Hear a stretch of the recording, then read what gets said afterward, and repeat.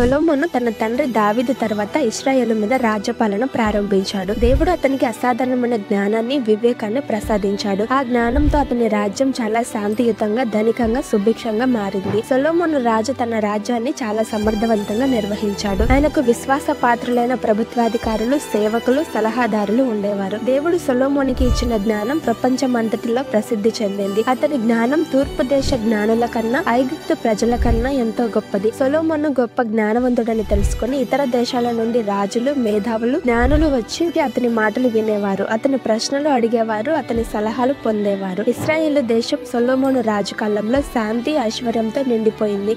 ప్రజలు ఎంతో ఆనందంగా, సమాధానంగా జీవించారు. సొలొమోను 3000 సామెతలు, 1005 కీర్తనలు రచించాడు.